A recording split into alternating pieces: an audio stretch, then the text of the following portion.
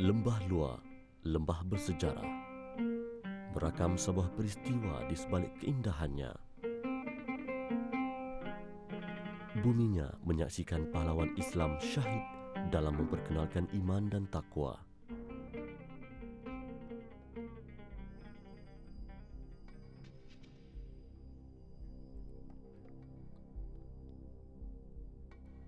Ketenangan di sini menyembunyikan kemarahan tersekat pendukung syiar Islam meneroka benua Eropah.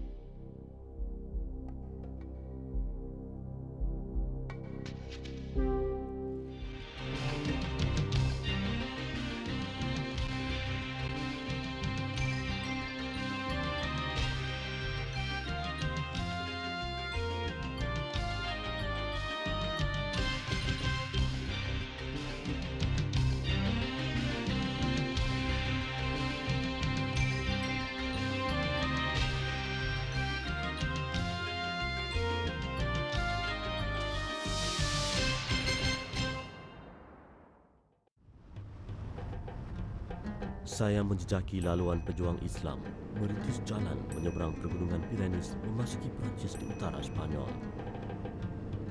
Kejatuhan kerajaan Visigoth di Spanyol merangsang perkembangan dakwah Islamiyah untuk terus mara memasuki selatan Perancis hingga ke bahagian baratnya. Namun kemarahan itu tersekat di sebuah kawasan berhampiran Sungai Loire dikenali sebagai Poitiers. Papan tanda yang dilepasi menunjukkan saya semakin hampir dengan kawasan bersejarah itu.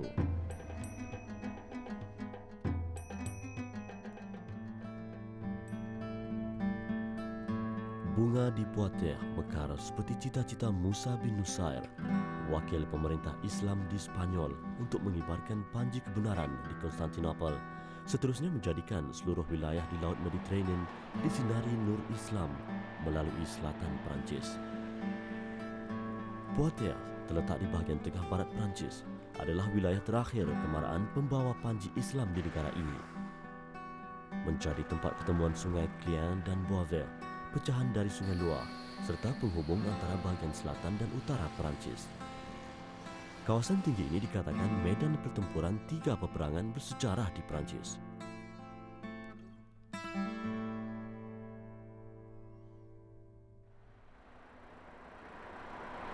Sebuah daripada peperangan itu terakam dalam sejarah perkembangan syiar Islam dan menjadi sebahagian daripada Poitiers sendiri sejak 1200 tahun lalu. Pada tahun 719 Masehi, putra Musa bin Nusair, Abdullah, telah memasuki Narbonne di selatan Perancis. Usahanya kemudian disambung oleh Al-Samh bin Abdul Malik, gubernur baru Spanyol, mara hingga ke Toulouse. Kematiannya pada tahun 725 Masehi menampilkan pahlawan Abdurrahman Al-Ghafiqi yang menempa sejarah di Poitiers. Di bawah arus kemodernan dan kesibukan bandarnya, Poitiers adalah kawasan pertanian yang subur. Saya meninjau suasana pasar Notre Dame, terletak di sebelah bangunan bersejarah di tengah pusat bandar.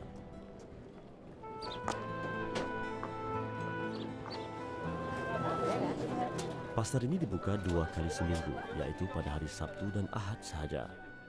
Petani dari seluruh lembah Loire akan memperagakan hasil tanaman mereka, terutamanya sayur dan buah-buahan di sini. Ia beroperasi di tapak ini sejak tahun 1860 Masehi lagi.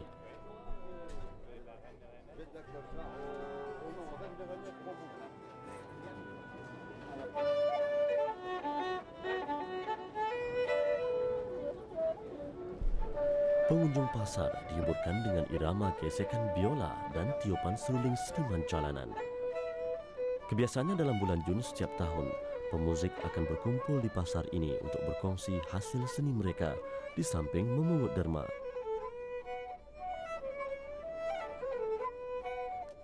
Suasananya menarik perhatian pelancong untuk bersantai sambil menikmati udara nyaman.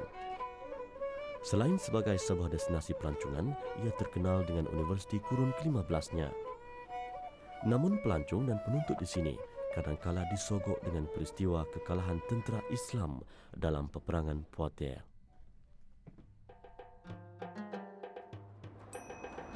Saya cuba menyingkap kisah pertempuran itu melalui masyarakat Arab yang bermastautin di daerah ini. Di sebuah persimpangan tidak jauh dari Pasar Notre Dame, saya menemui pusat kegiatan masyarakat Islam Poitiers.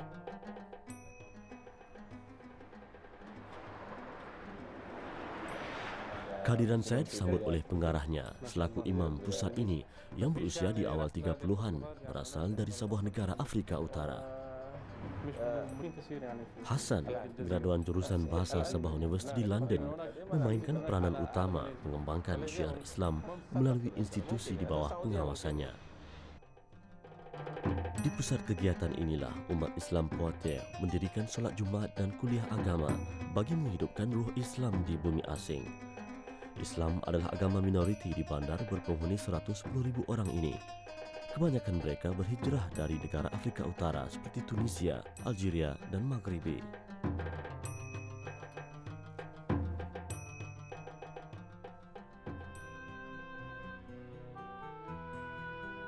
Rue de la Chine, sebatang jalan lama, dikatakan dibina oleh masyarakat Rom sewaktu tiba di daerah ini 56 tahun sebelum Masehi. Hassan dan saya menyusuri jalan ini menuju bangunan Datuk Bandar Poitiers untuk melihat sebuah lukisan menggambarkan kejayaan Charles Martel yang didakwa mengalahkan pejuang-pejuang Islam. Hassan berhijrah ke Perancis setelah menamatkan pengajiannya. Semangat mengembangkan syiar Islam terpancar di wajahnya. Saya dipertemukan dengan timbalan Datuk Bandar yang begitu berminat dengan tujuan kehadiran saya. Lukisan Charles Martel dikelilingi ukiran bermotif tumbuh-tumbuhan yang memenuhi ruang utama bekas istana Raja Poitiers suatu ketika dahulu. Pelukis Perancis Paul de Chahan melakarkan Charles Martel kelihatan di atas kudanya sambil mengangkat senjata tanda kemenangan. Bangunan ini dipenuhi lakaran bersejarah dan ukiran berunsur keagamaan. Generasi muda Poitiers didedahkan dengan sejarah kegemilangan Charles Martel mengusir tentera Arab dari benua Eropah sejak mereka di sekolah rendah lagi.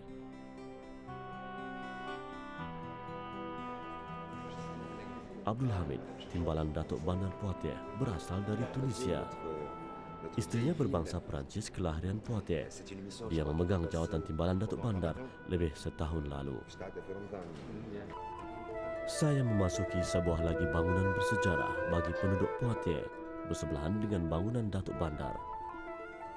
Bangunan ini asalnya istana seorang bangsawan di Poitiers. Ia kemudian dijadikan sebuah mahkamah.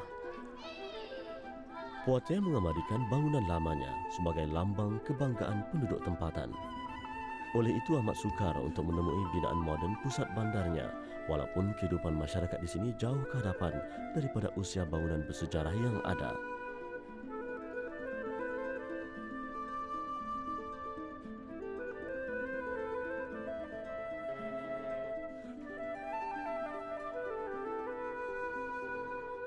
Sejarah kehadiran tentera Islam di Poitiers adalah fakta tidak dapat disangka lagi.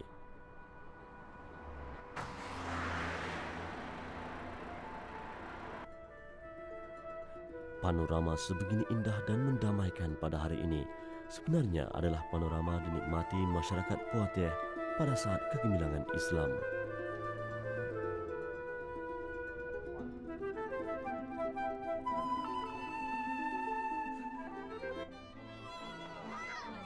Di penjuru pusat bandar dalam kawasan penempatan Poitiers terdapat sebuah lagi pasar yang disebut sebagai Pasar du Couronnerie. Ia hanya dibuka pada hari Ahad sahaja. Du Couronnerie bermakna mahkota raja. Berbeza dengan Pasar Notre Dame, pasar ini turut menjual pakaian dan barang perhiasan termasuk cincin yang menyerupai ukiran khat ini.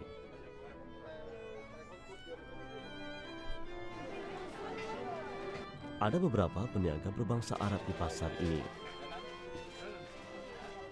Abdul Qadir dari Algeria dan sahabatnya Ali dari Tunis, peniaga daging halal di sini.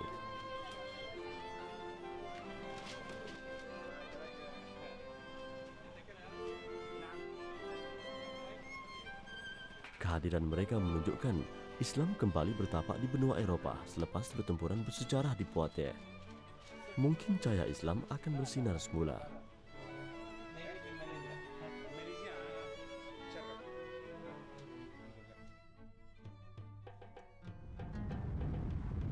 Saya menjelajah lebih jauh ke utara Poitiers untuk mengesan tapak sebenar pertempuran bersejarah itu.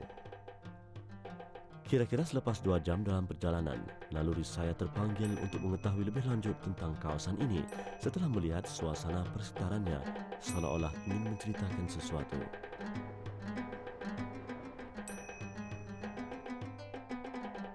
Sungai Loire mengalir tenang, menghadiahkan khazanahnya kepada para pemancing tempatan. Pada musim tertentu, sungai ini dipenuhi dengan ikan mule, sejenis spesies yang membiak dengan banyaknya di sini. Jambatan sepanjang 20 meter menghubungkan antara dua tebingnya. Ia dibina pada tahun 1945.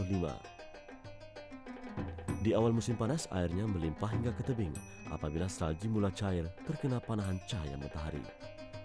Ada catatan sejarah yang menyatakan siri pertempuran Poitiers merebak hingga ke Tours dalam lembah Loire. Pasukan tentera Abdul Rahman Al-Ghafiqi dan Charles Martel cuba menguasai sumber air untuk memantapkan pasukan masing-masing. Abdul Rahman bersama 8,000 orang tenteranya bertempur dengan Charles Martel di pertemuan antara dua buah sungai. Abdul Rahman sendiri syahid. Dia dikatakan terkena anak panah di lehernya. Pejuang Islam yang lain mengambil keputusan untuk berundur pada waktu malam menuju wilayah Islam di selatan Perancis.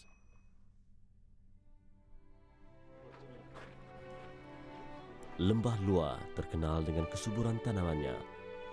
Buah angguri yang randum ini membawa saya ke sebuah taman dalam istana tidak jauh dari Sungai Loire. Lembah Loire juga menjadi pilihan bangsawan Perancis membina chateau atau istana lama, tempat untuk beristirahat. Villandry, sebuah chateau yang menyimpan khazanah lama Islam, dimiliki oleh bangsawan bernama Louis XIII. Seni benanya mempamerkan gaya seni Itali. Bangunan asal ini didirikan pada kurun ke-12 Masehi. Ada anak sungai di tengah-tengah istana untuk mengairi 4 buah taman yang dinamakan Taman Cinta, Taman Musik dan Taman Herba.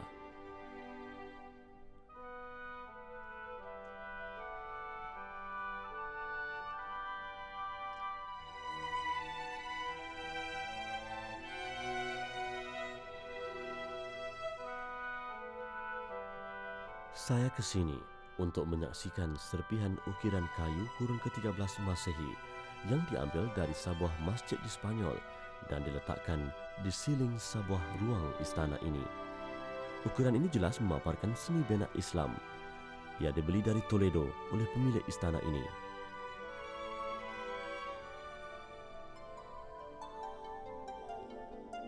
Saya cuba menyusuri wilayah yang pernah dimiliki oleh pemerintah Islam Spanyol dan menjadi tempat tentera Abdul Rahman bertahan setelah berundur dari pertempuran Poitiers.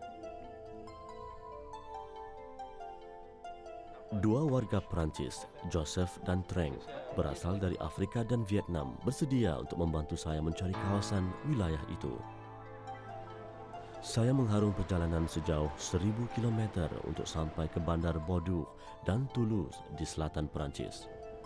Kedua-dua bandar itu jatuh ke tangan Islam sewaktu tentera Al-Sam dan Abdul Rahman marah ke Poitiers. Hari ini kedua-dua bandar itu tidak meninggalkan kesan kehadiran tentera Islam, namun ia sebenarnya menyimpan hakikat pertempuran di Poitiers. Tentera Charles menganggap tentera Islam telah kalah apabila tidak meneruskan serangan lalu mengisytiharkan kemenangan di pihak mereka, sedangkan tiada tawanan perang yang mereka perolehi. Anggapan itu kemudiannya diwarisi oleh generasi hari ini.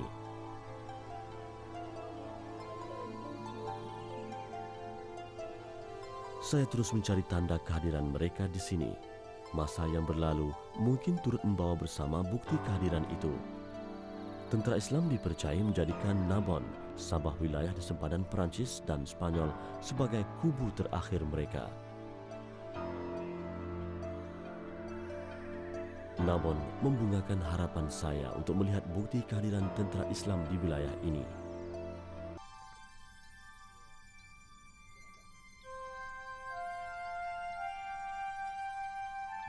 Narbonne terletak di selatan Perancis, pernah menjadi ibu kota masyarakat Rom kira-kira 27 tahun sebelum Masehi. Namanya juga diberikan oleh masyarakat itu ia adalah sebuah pelabuhan yang maju dan menjadi tumpuan penghuni sekitarnya berhijrah ke sini.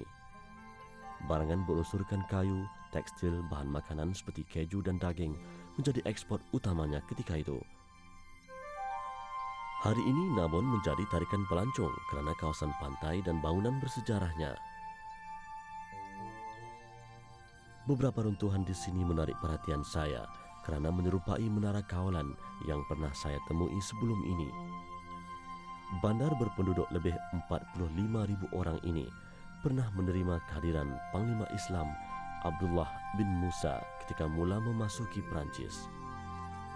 Hanya pada tahun 719 Masehi, Nabon menjadi milik pemerintah Islam Spanyol ketika Sam bin Abdul Malik menjadi gubernurnya.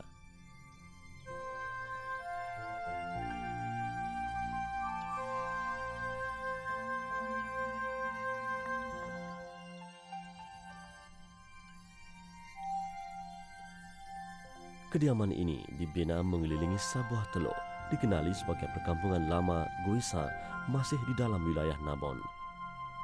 Kebanyakan penghuninya adalah nelayan. Suatu ketika dahulu, kawasan ini adalah sebuah pelabuhan yang aktif. Kapal-kapal nelayannya berlabuh di sini sebelum keluar menangkap ikan di perairan Spanyol dan Algeria. Tetapi pada hari ini, ia lebih menumpukan bidang pelancongan sebagai sumber pendapatan barunya. Saya mendaki sebuah bukit di tengah-tengah perkampungan ini. Di puncaknya, ada runtuhan menara disebut sebagai Menara Barbarossa oleh penduduk tempatan.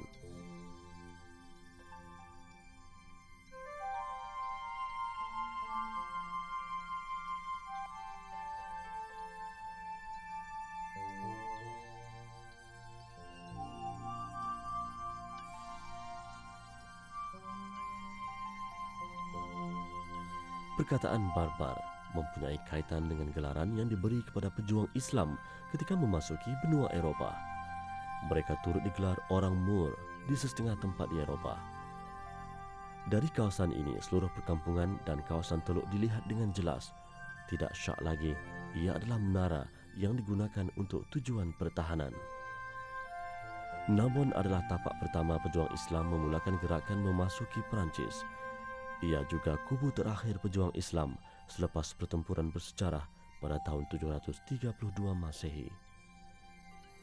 Ketika kejatuhan kerajaan Umayyah di Damsyik, Charles Martel menggempur pejuang Islam di sini. Akhirnya mereka meninggalkan bumi Perancis dan Nabon jatuh ke tangan panglima berketurunan Frank itu.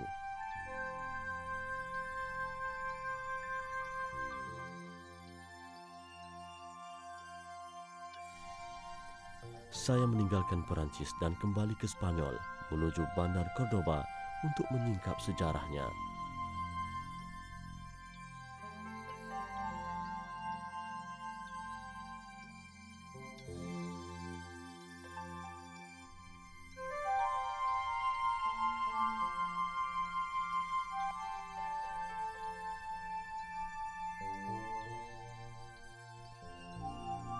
Poitiers menjalani hari-harinya seperti biasa. Setiap generasi baru mempercayai bahawa tentera Islam telah tewas dan Martel dijulang sebagai wira masyarakat Perancis.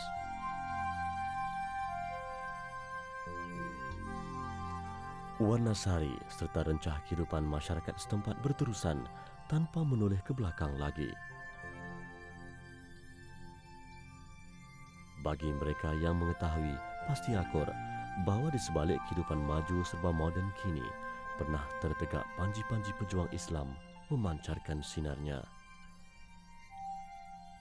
Dan di sebalik singkapan sejarah penuh gemilang itu, masyarakat Islam perlu menginsafi serta mengambil iktibar terhadap setiap kejadian yang menyebabkan cahaya Islam pudar di Perancis.